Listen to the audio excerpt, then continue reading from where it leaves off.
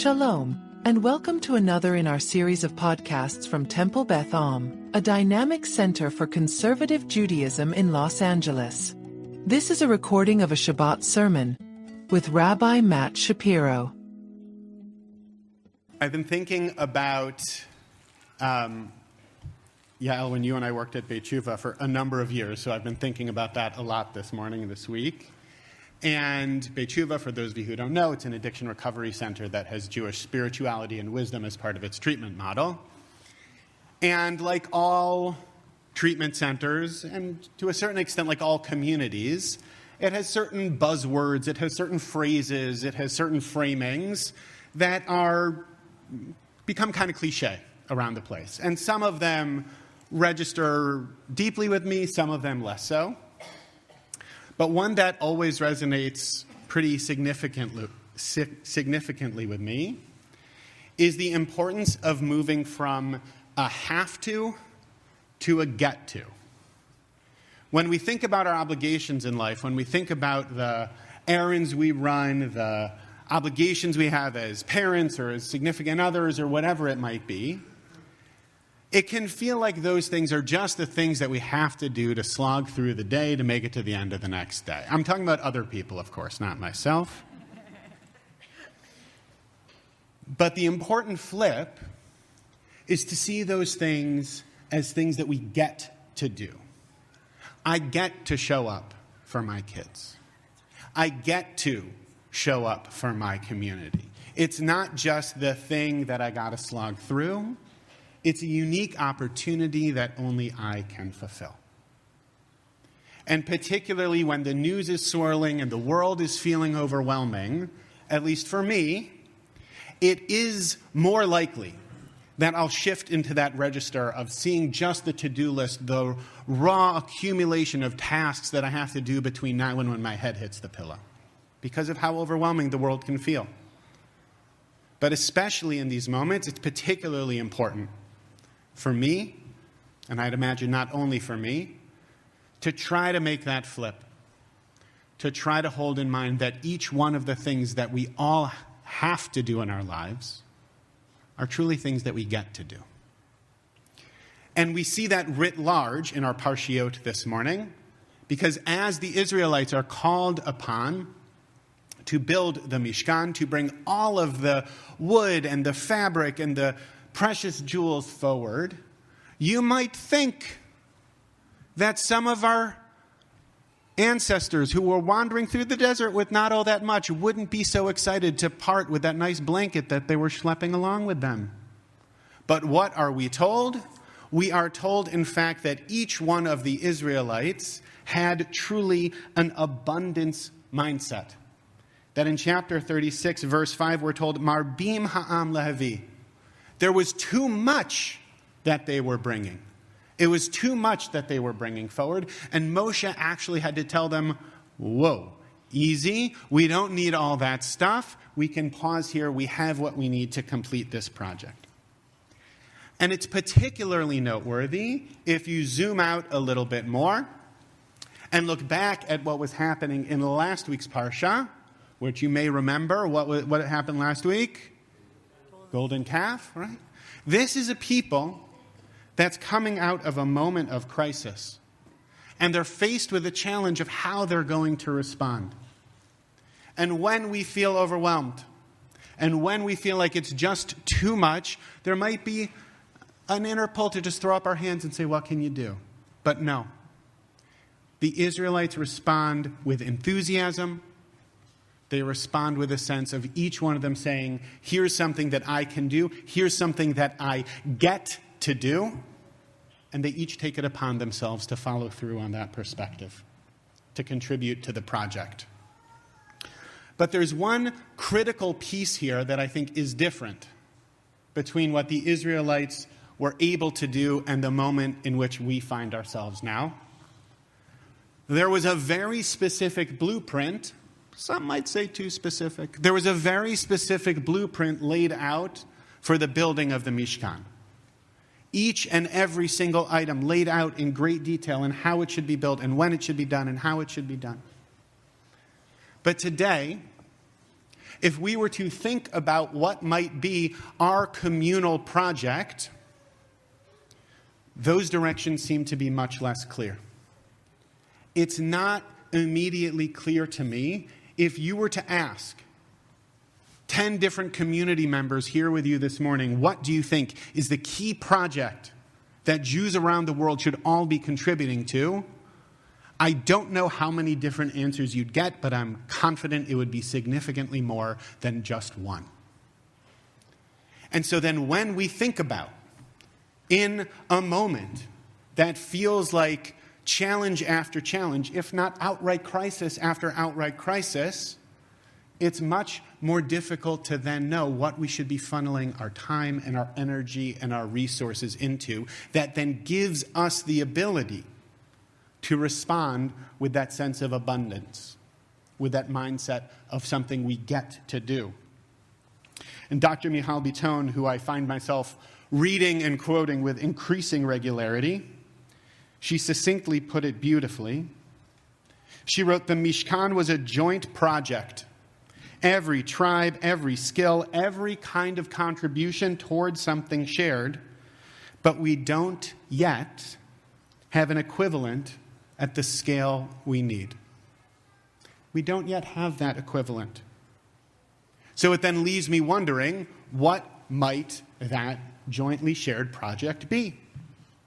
Should it be supporting Israel and sending as many donations with as much generosity as we can to support a country continually under siege? Should we be focusing all of our time and energy on making Jewish education more affordable for all of our kids, for all of our teens? How can we have a next generation if we don't have an educated next generation? Should we be, something that's on all of our minds, first and foremost, making sure all Jewish organizations around the world have the security that they need, pouring our funding and our energy into that? As we mark Refugee Shabbat this morning, should we be focusing on immigrant rights and social causes, because that's a true call of our tradition, the prophetic call of our tradition, so that's what we should be focusing on? Should we be focusing on how anti-Semitism seems to be rife in academia and universities, and how can we have institutes of higher learning with anti-Semitism at their core, and we should be focusing at that? Should we be pushing back, as Rabbi Schatz was talking about a couple of weeks ago, pushing back on the efforts to eliminate opportunities for egalitarian davening at the Kotel, our holiest place, that it seems like we might be losing something closest to our dearest values? How can it be impossible? Or should we have focused all of our energy on cheering on Yeshiva University's basketball team yesterday as they got as far as they've ever gotten in the Division III NCAA tournament? The good news is we don't have to worry about that last one because they lost. So that's not going to be an issue moving forward. Not the good news. Sorry, YU. You'll get them next year. But each one of these things is not just a hypothetical. Each one of the things I just named is something that I have thought about and could make you a pretty strong argument should not just be a priority, but our community's number one priority. So what do? What unites us? Is it possible that something can unite us? In order to complete a project, we need to know what the project is. And the Israelites were able to show up with that enthusiasm because they had the clarity of that goal. And without a blueprint, it's so much harder to have that clarity. So perhaps an answer, if not the answer, can lie in reframing the question. To not only see the Mishkan as a communal, large-scale, ancient Near Eastern art project, but to think about it as a model for what we can each do in terms of our inner lives, each and every one of us. Rabbi Nachman, the great Hasidic sage, wrote in Likutei Maharan, HaKadosh Baruch Hu Mashre Shchinato Betoch Kol Echad MiYisrael, that the Holy One, blessed is God, caused the divine presence to dwell in each one of Israel. Each and every single one of us has the divine presence dwelling within us. And so many of our Hasidic thinkers then extrapolate this idea to then say, we each can and should build a Mishkan, build a version of that tabernacle within ourselves. It's internal work. It's work that each one of us has the obligation to do and gets to do. That we can look at different aspects of our lives, we see what our priorities are, and then we take corresponding action to those priorities. That's not easy in and of itself. And candidly, I'll say that over the past 3 years or so, I myself have felt sometimes adrift with the news and the world fluctuating and so many challenges emerging. I don't always know what values I should prioritize, what communal projects I should be putting most of my time and energy and attention to. But if I haven't done that work internally, if any one of us hasn't done that work internally, how can it be possible that we can find a way to coalesce and unite around what we might do together as a community? So I have 2 faith claims that I'll say. One of which is I believe that ultimately that holy work that we collectively do in the world starts with each one of us as individuals. And so therefore it's not just a have to, it's a get to. We get to take that time, we get to reflect, we get to pause and say what really matters to me and how am I going to build that into my life. But here's the real leap.